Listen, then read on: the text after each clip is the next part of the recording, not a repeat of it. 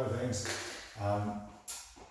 Chatting to Neil last week, he mentioned a few people maybe complaining of tight hamstrings, in particular calves and glutes as well, probably from the change up from training outside for some people mainly to now training inside on turbo or whatever.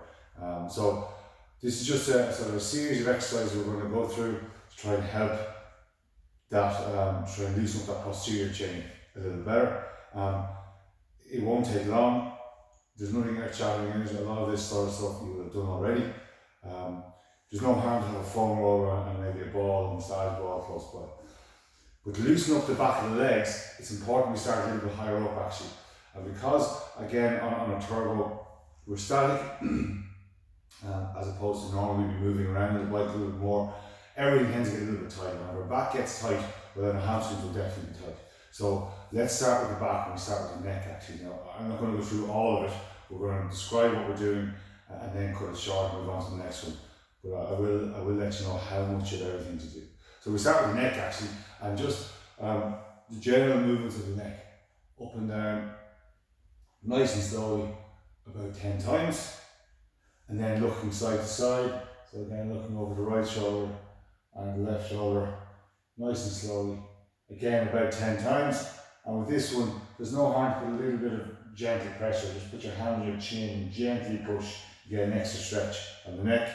And the same, gently push to the left, get an extra stretch. But again, total about 10 times. And then ear to shoulder, so right ear to right shoulder. Stay looking ahead. And again, you should feel a stretch in the neck. About 10 times as well. Nice and easy. And again, you can put a little bit of overpressure. If you take your right hand to the left side of your head, gentle pressure, and your left hand to the right side of your head, using gentle pressure. Again, about 10 times. Then we move on to the upper back and T-spine, and we start with some gentle foam rolling. Just easy stuff on a roller, and roll out that T-spine. Maybe stretch your arms out overhead as you're doing it. In total, you do it for maybe about a minute or so, in total. Alrighty? Then we'll go on to some rotations. So lying on your side, say on the left side, arms out in front, and I bring my right arm up and over to my right side and try and twist my body around. Breathe out when you get there. And then back to where we started. Palms together in front. And repeat. Keep your knees bent and your knees together. You don't want your knees parting as you come. Try and keep them together. Really simple. And then swap sides. So again, knees fold up towards you. And twist. And that's different this side.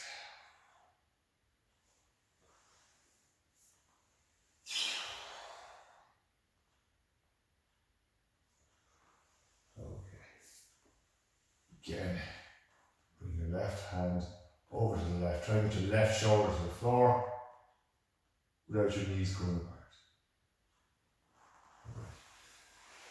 Then we would stand up. So now going to a wall. Stand in close to the wall. Arms up over your head. So close to the wall, arms over your head.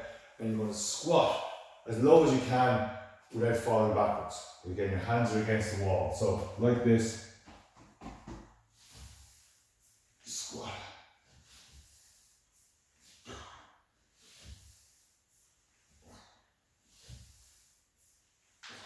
Try to keep your arms as straight as you can as you squat down, but you should feel the stretch sort of in your middle back. Again, about 10 times is plenty. Then we go to the wall again. Again, toes touching the wall. Arms spread out to the side this time, arms either side. What you're going to do is try and lift one arm off the wall as much as you can, and then the other one. So again, like this. Try and look behind you as far as you can, and turn around now to the left as far as you can, and again to the right as far as you can.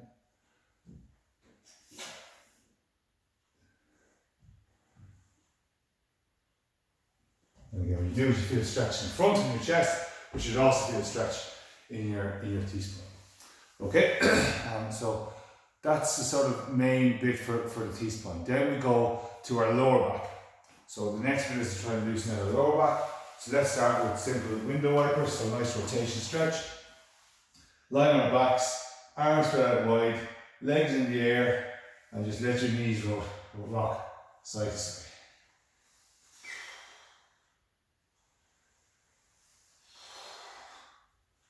If you're feeling good, straighten the legs up in the air.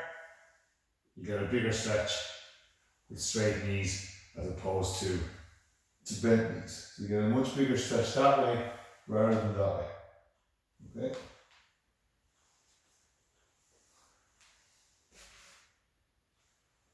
And again, about 10 each side. Then I would get a ball and we will loosen out the glutes. So again, we've gone through this before. Sit up on it, on our right side, and spend about a minute on each side loosening out our glutes. Okay?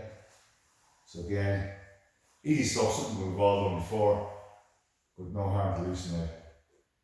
Again, the glutes are tight, the hamstrings are almost guaranteed to be tight as well. So pretty simple. Again, about a minute on each side, on the left. Ball in around the glute, and just find the sore spot and loosen it. Okay. Once we've done that, then we get to the actual glute stretch. So I think the best way of doing that, for me anyway, is against the wall. So lying on our backs, one foot against the wall, and then cross your ankle to that knee. So if I use the wall here, put my left foot up on the wall, and cross my right ankle to my left knee. Again, I feel a stretch in my right buttock, and just relax into it. It's a nice, easy stretch. So after rolling the glutes, there's no harm to stretching out a little bit, and vice versa. Put my right foot on the wall, cross my left ankle now to my right knee, and I feel a stretch in my left buttock. And it just means that I can relax into it. You know, again, I hold it for maybe 20-30 seconds, but it's a nice way of stretching. Now we move on to the hamstrings themselves. So we want a dynamic stretch and a static stretch, and the same for the calves in a second, a dynamic stretch and a static stretch. So for the hamstrings, I think probably one of the better dynamic stretches, it works a lot of things, is a single leg or the L. So on your, so stretch your right leg, for example, standing on your right leg only, the knee doesn't have to be dead straight. It doesn't have to be locked.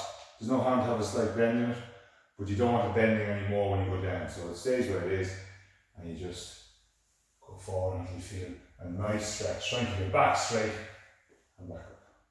And again, back up, no harm to hold your balance in between.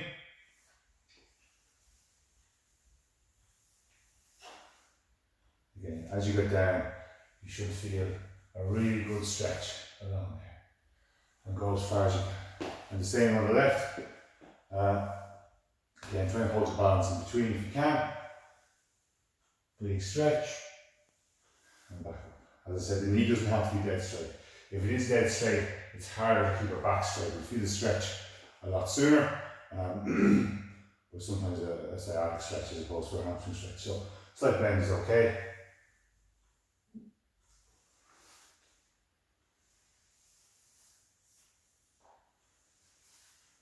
Again, about 10 times on either side. After we've done that, I think there's no harm to do some short static stretches. Now again, 5 to 10 second holds at most. And I think probably the best bet to do that is using a chair. So bear with me for 1 second, we're going to get a chair.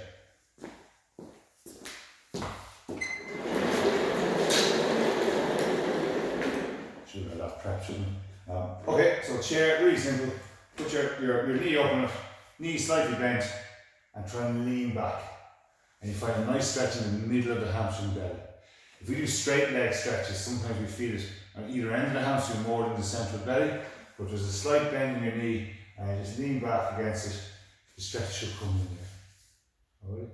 And 5-10 seconds is all I'll be holding for. The same with the left. Lean into it. Feel a bit of a stretch there. And I do 2 or 3 on each side. Okay?